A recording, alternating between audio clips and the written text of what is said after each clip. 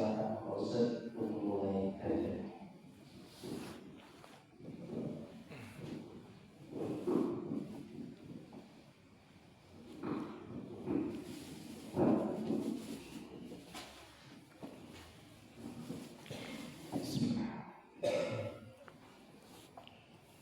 Assalamualaikum warahmatullahi wabarakatuh.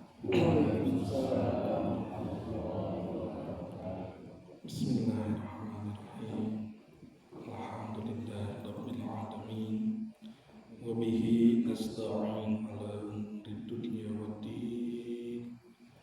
Wa sallallahu wa sallam ala sayyidina Muhammadin sallallahu wa ala alihi wa sahbihi ajma'in. Wa la hawla wa la quwwata illa billahil aliyyil azim. Amma ba'd. Langkung tipayun ngarang sama-sama manjatkan puja singkang puji kehadirat Allah Rabbul Izzati. Dan alhamdulillah dina yasa orang masih tetap dipaparan nikmat Allah, nikmat sehat, nikmat sempat, nikmat iman, serta nikmat Islam. Alhamdulillah kumargi nikmat sehat, sempat iman Islam eta. Orang masih dipaparan kesempatan Allah kangge ngalaksanakeun ibadah salat subuh berjamaah. Mugi-mugi ya orang dipaparin kaistiqomahan ku Allah Subhanahu wa ta'ala. Shalawat wa salam mugi-mugi ya tetap dilunsur dikocorkeun ke junjungan urang sadaya Habibullah Habibuna Nabiyuna Sayyidul Alamin penghulu alam semesta baginda Rasulullah Muhammad sallallahu alaihi wasallam. Sedajan dikawitan mangga seperti biasa orang dawamkeun istighfar saat suya di kawitanku Sayyidul Istighfar. Bismillahirrahmanirrahim.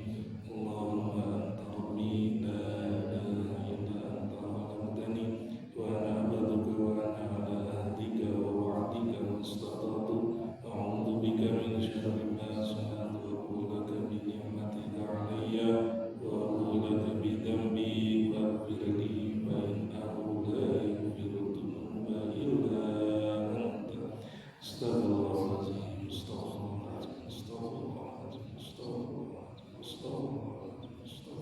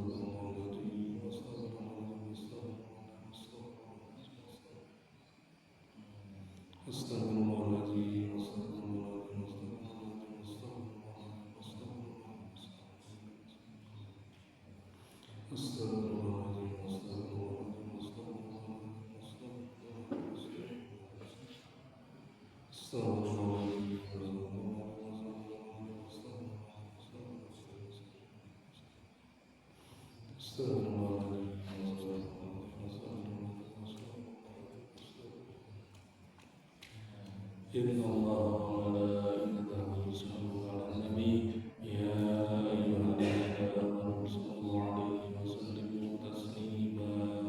Sallallahu ala Muhammad sallallahu ala Muhammad sallallahu ala Muhammad sallallahu ala Muhammad sallallahu ala Muhammad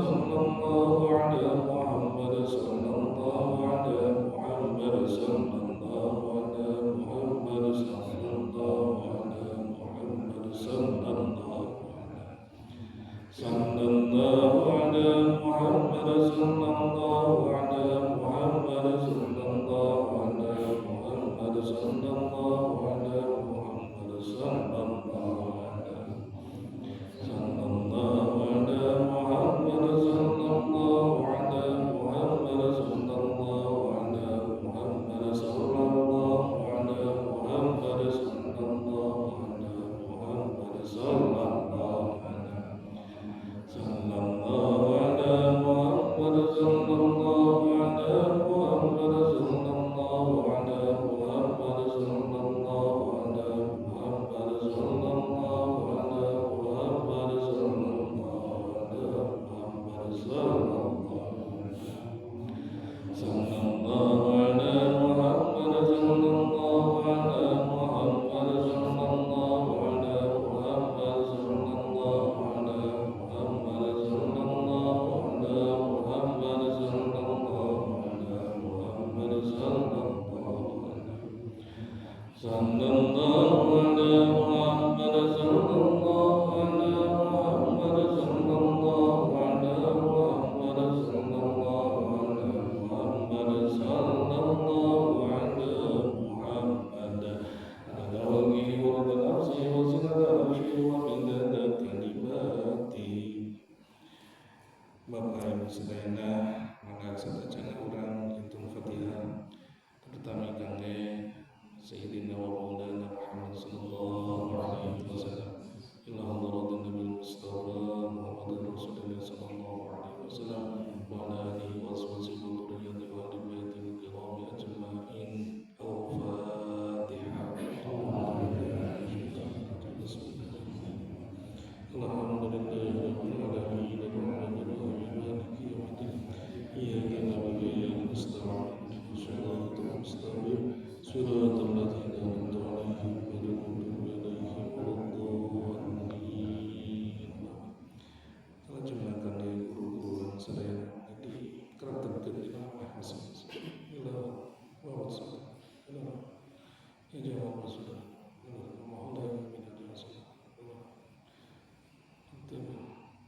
Mohon minta doa.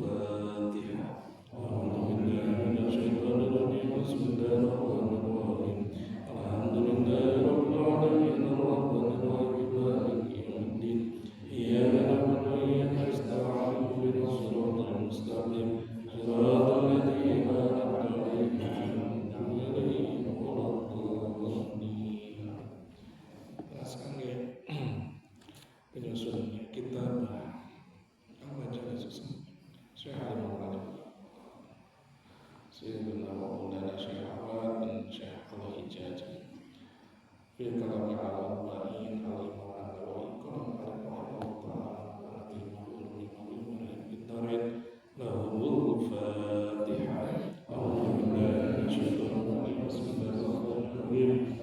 Alhamdulillahi rabbil alamin arrahmanir rahim.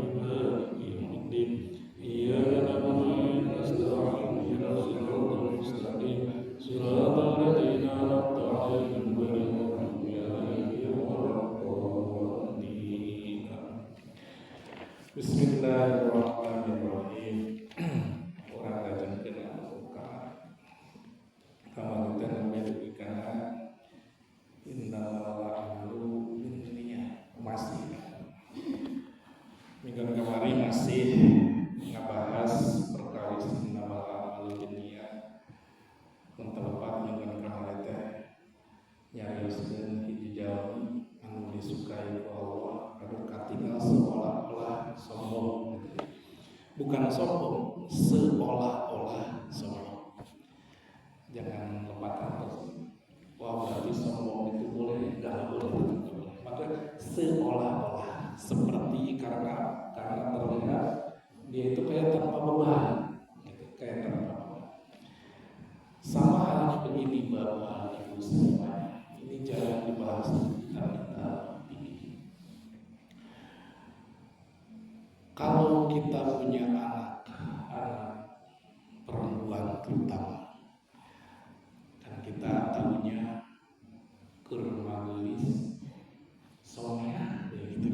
Ustaz. Tapi ternyata kalau kita bicara di bab masalah ini, ternyata kalau anak gadis yang cantik lagi, jangan terlalu soleh, jangan terlalu murah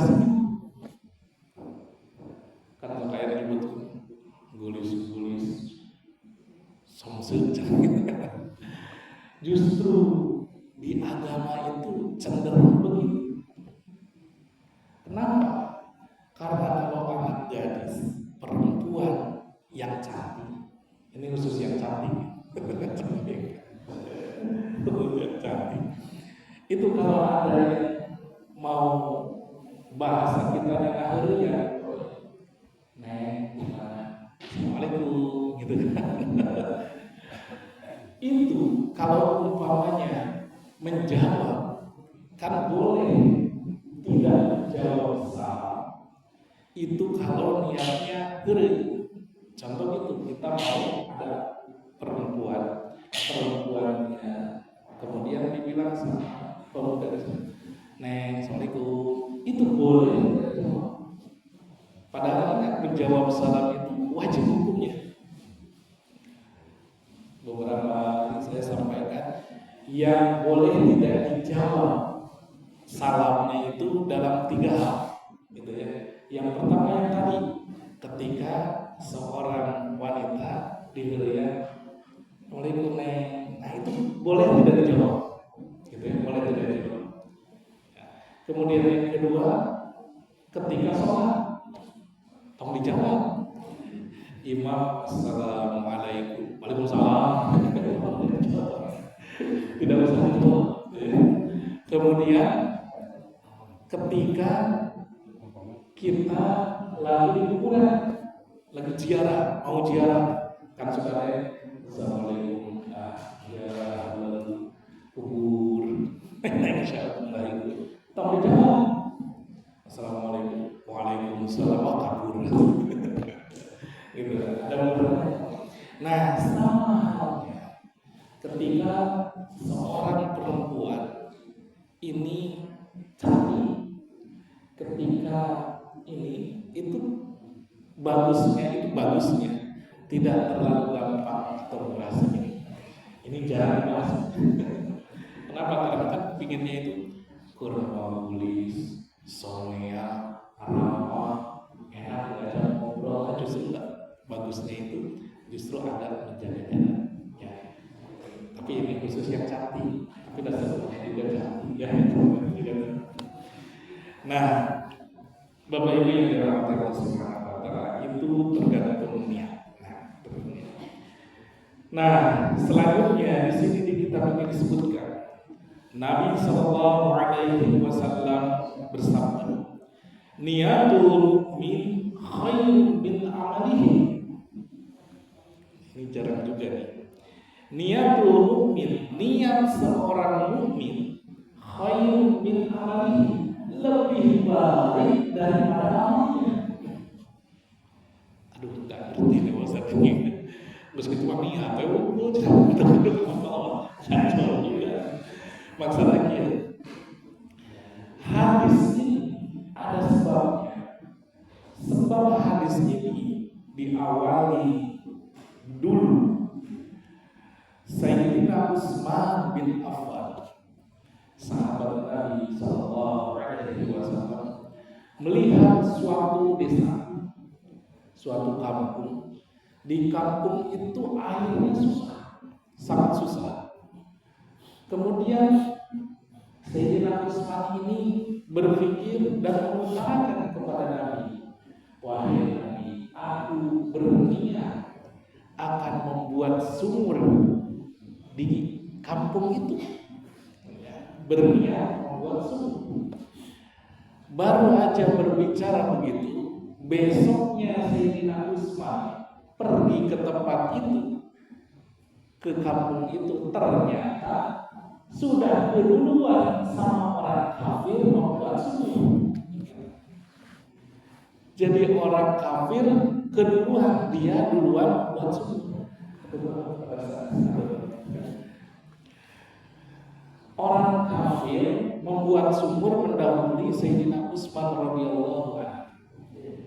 Nah, hadis ini didasarkan oleh itu sehingga Nabi mengatakan niat seorang mukmin yaitu Sayyidina Utsman radhiyallahu anhu niatnya mau membangun atau membuat sumur itu lebih baik daripada amal orang kafir yang membuat sumurnya.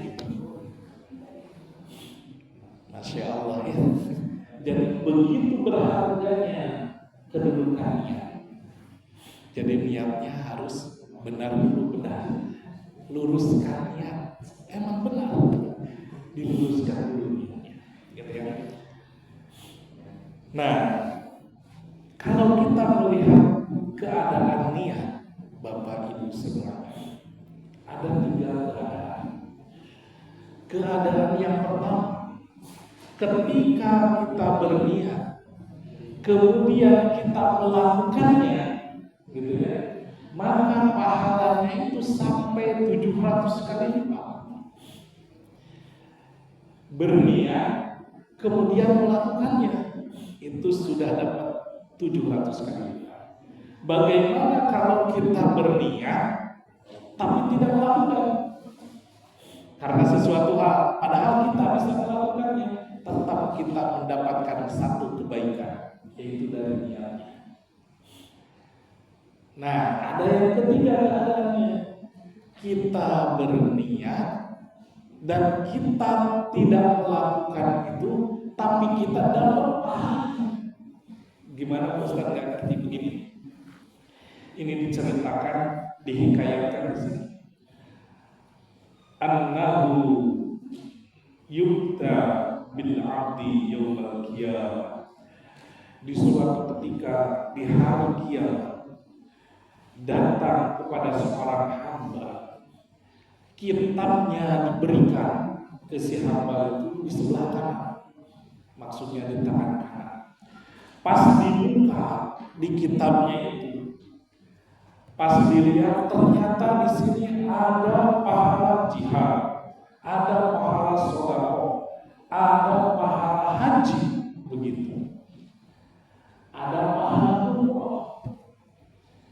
Kemudian si hamba ini bertanya kepada Allah, wahai Tuhanku, wahai Rabbku, sepertinya salah, ini bukan kitabku.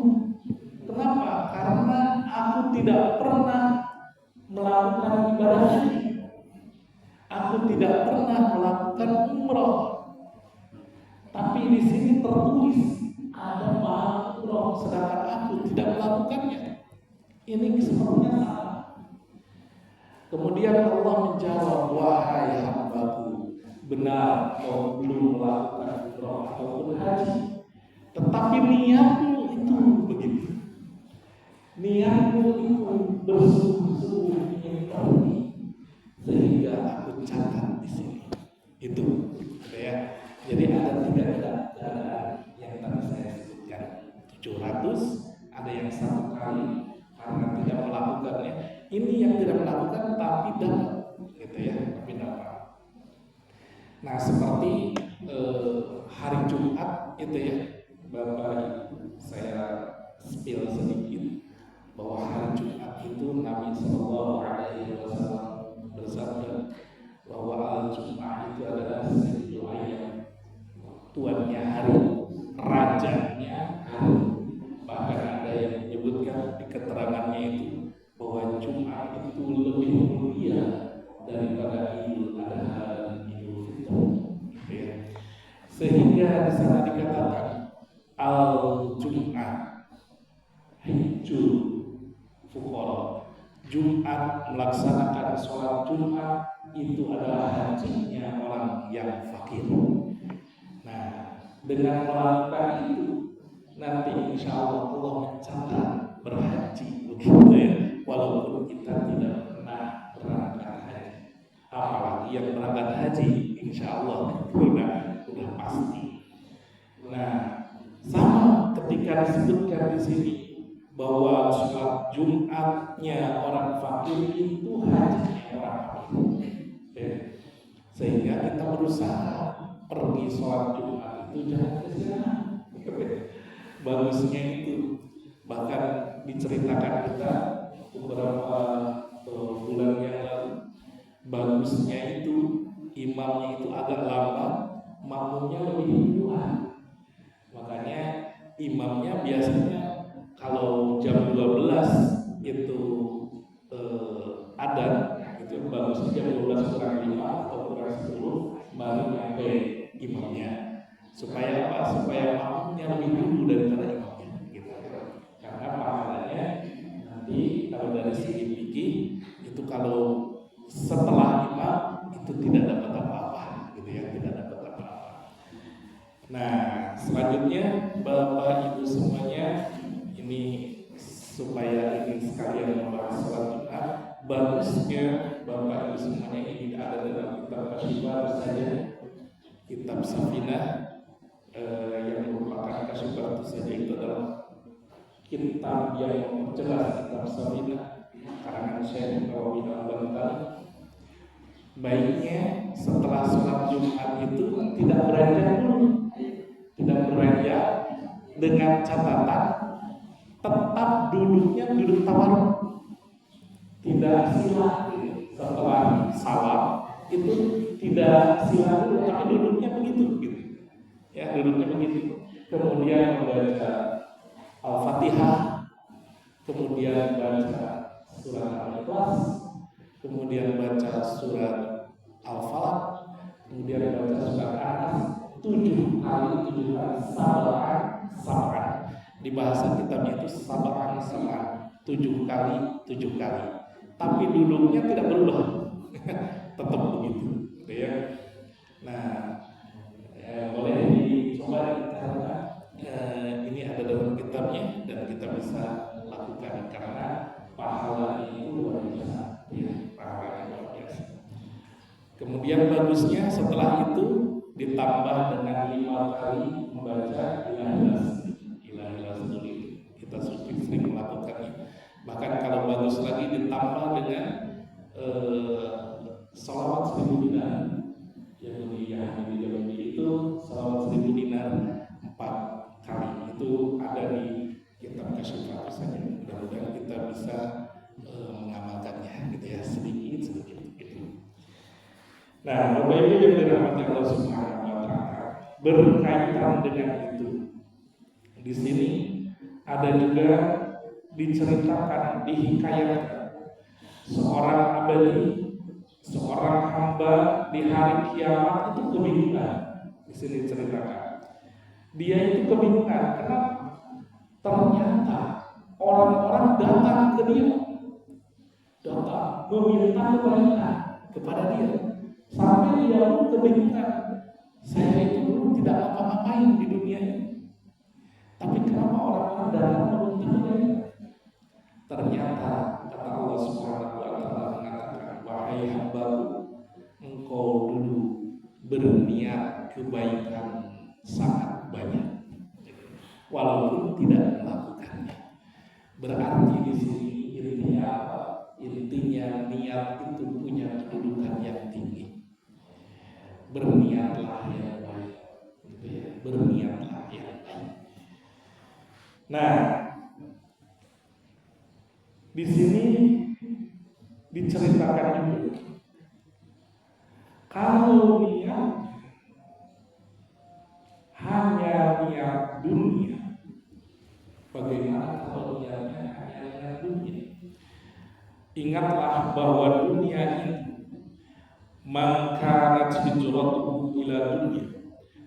Barang siapa yang hijrahnya niatnya karena dunia, ingatlah bahwa dunia ini penuh dengan kebingungan, penuh dengan kesedihan, penuh dengan kelelahan, penuh dengan kerja keras.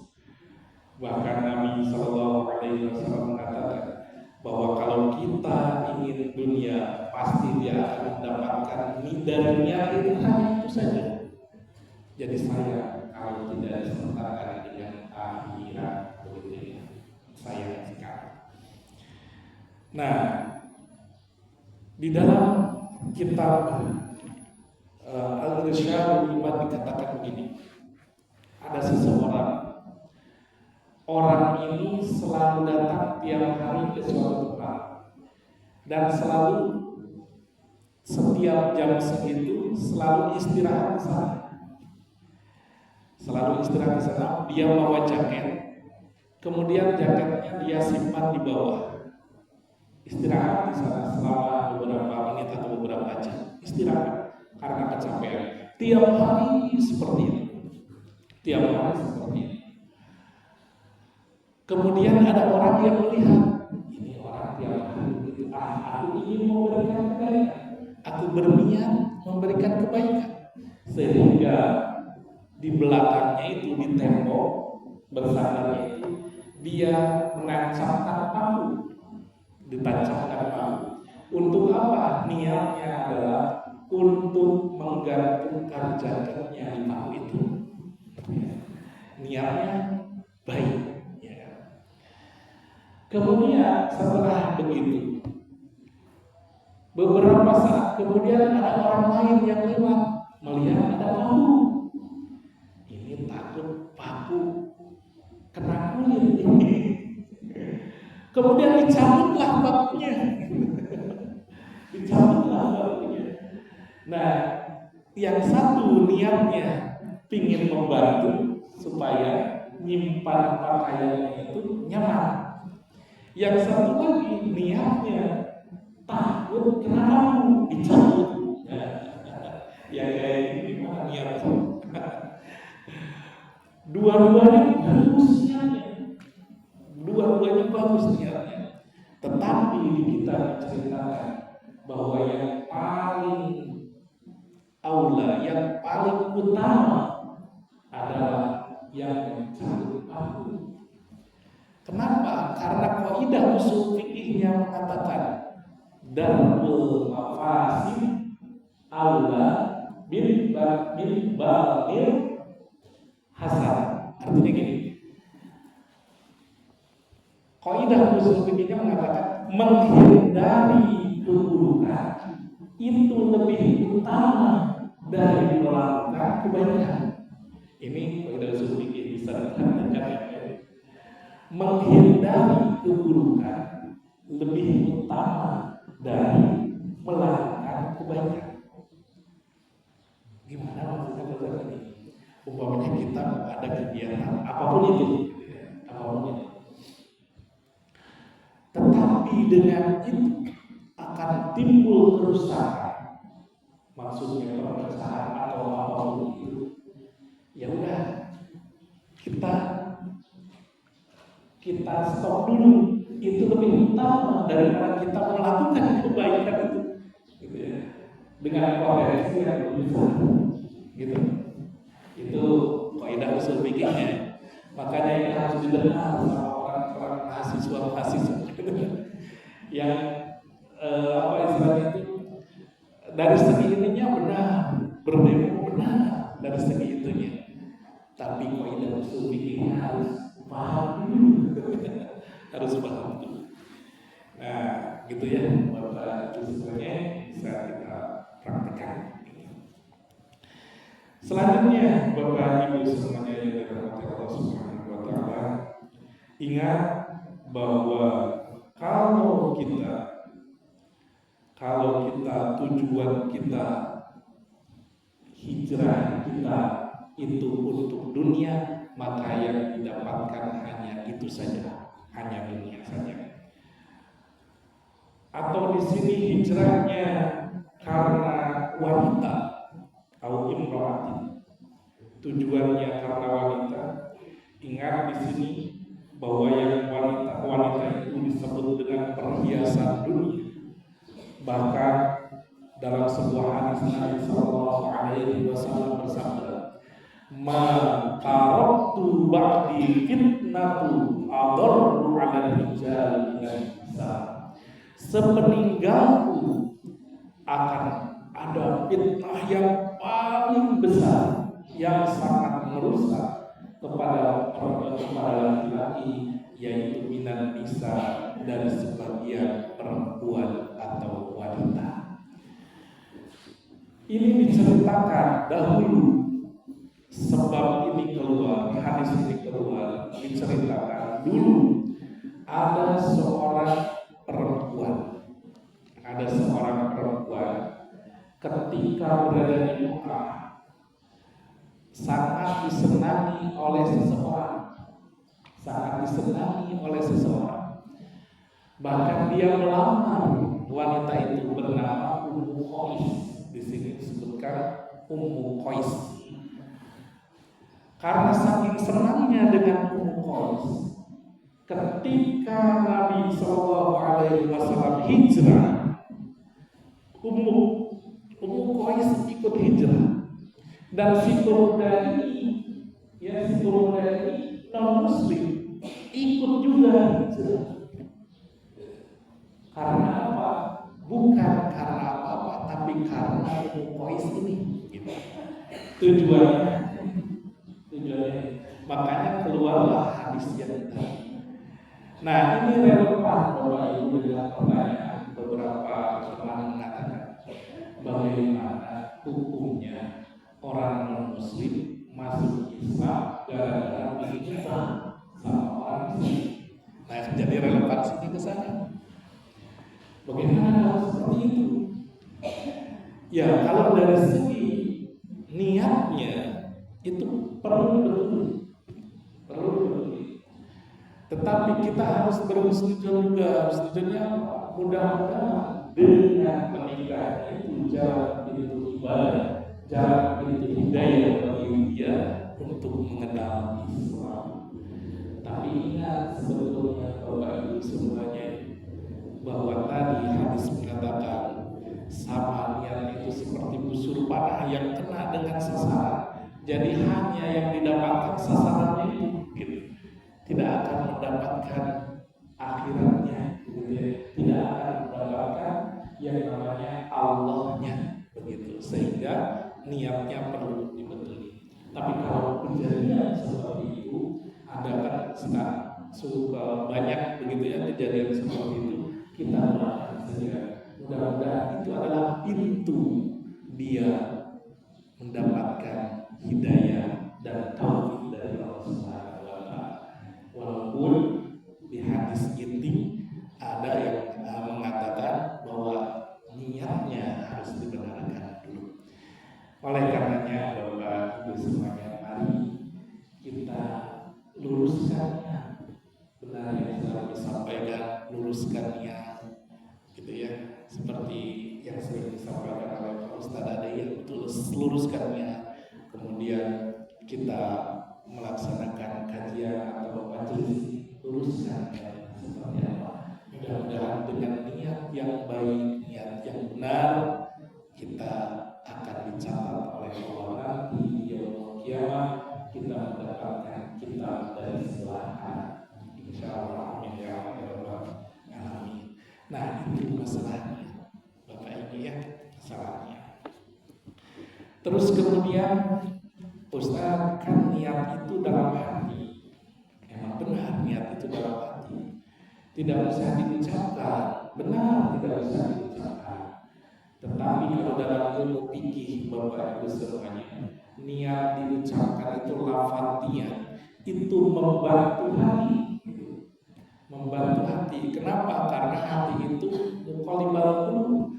Artinya selalu terombang-ambing. Kalau ini karek beraya gila deh. Itulah hati. Supaya kita tetap dengan hati, maka diucapkan dengan kata-kata. Itu telapak niat itu untuk membantu hati. Sehingga kalau kita mau sholat, dalam fikihnya itu usolli fardhu zuhri, usolli fardhu maghribi dan sebagainya, itu sunnah. Sebagai apa? Sebagai penguat niat di dalam kalbu kita, gitu ya. Itu sunnah. Kalaupun tidak dilakukan tidak apa-apa, tetapi bagusnya dilakukan. Kenapa? Karena kalbu kita itu terbolak-balik, gampang terbolak-balik, ya. Itu niat dari segi ilmu fikih. Tapi kemarin saya sudah sampaikan bahwa tidak semuanya perlu niat. Umpamanya mau sholat, sejak di sholat dulu karena Allah, itu mah wajib. Tapi tidak semuanya umpamanya kita baca Quran. Alhamdulillah, dalam hati sejak ini ya baca Quran atau benar langsung baca. Gitu.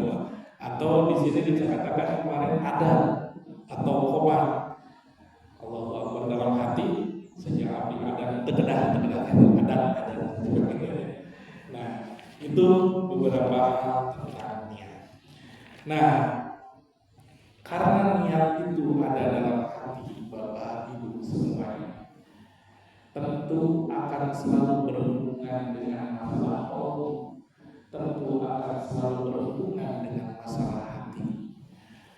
Kalau sudah bicara masalah hati Bapak Ibu semuanya, kita harus berhati-hati. Kalau sudah bicara hati, kita harus berhati-hati.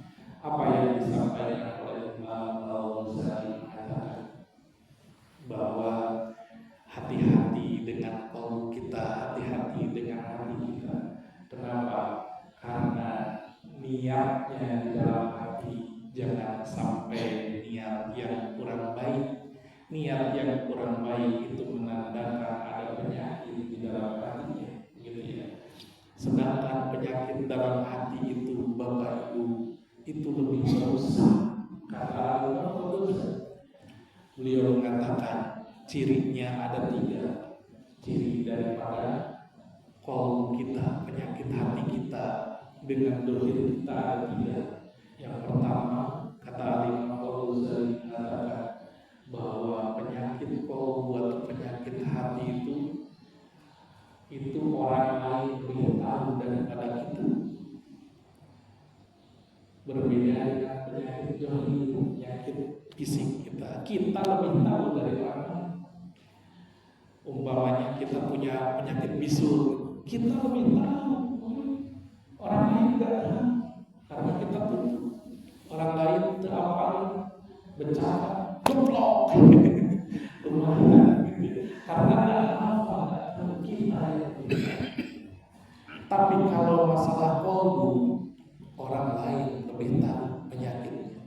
Umpamanya mana sombongnya, mana pelitnya, orang lain yang muntah, orang lain yang memberi nilai, kita merasa ada.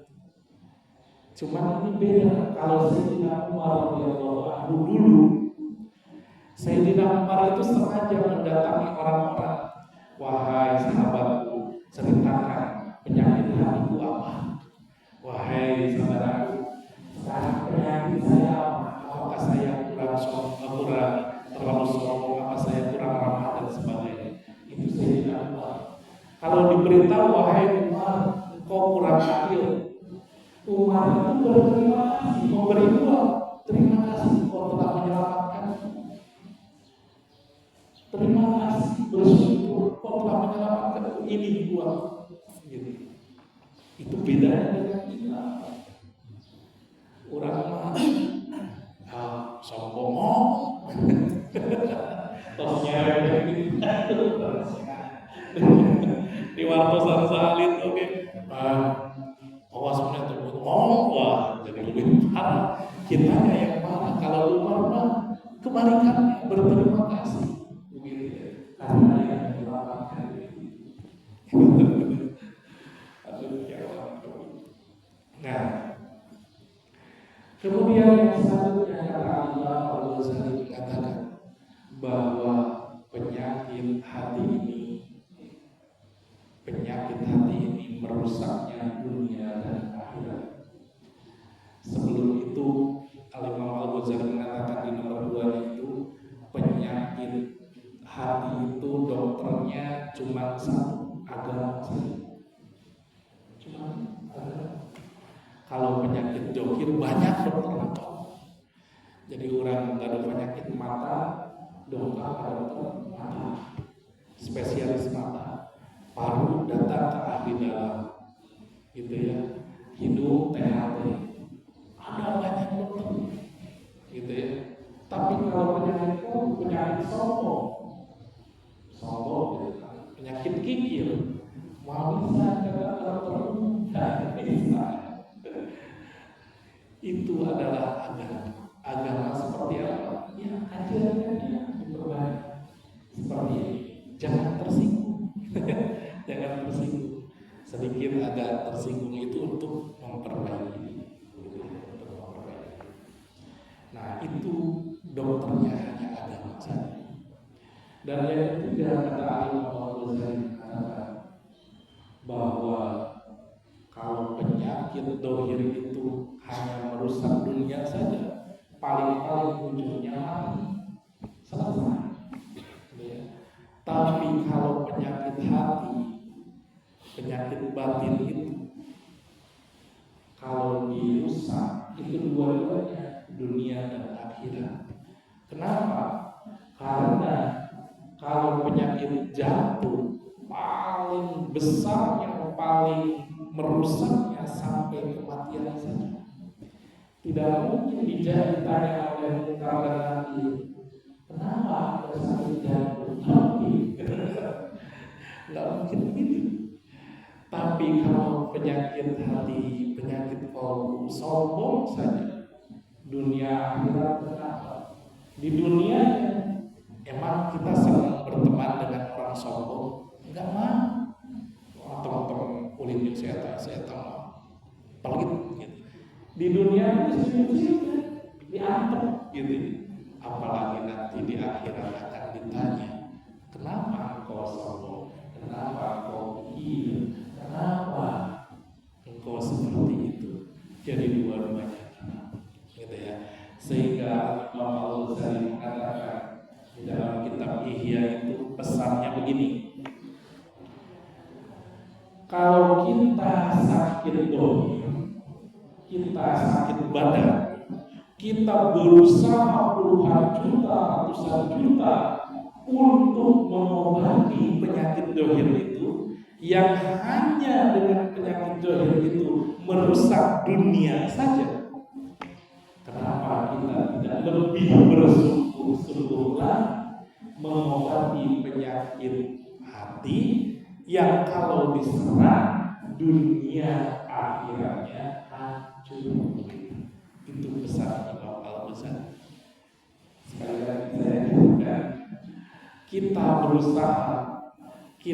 berusaha semaksimal mungkin, bersungguh-sungguh mengobati penyakit badan kita dengan uang ratusan juta, puluhan juta, dan sebagainya berusaha. Yang kalau diserang itu hanya dunia saja sampai mati, betapa kita kenapa tidak lebih sungguh-sungguh lagi mengobati penyakit batin, penyakit hati yang kalau diserang dunia kena, akhiratnya juga kena gitu.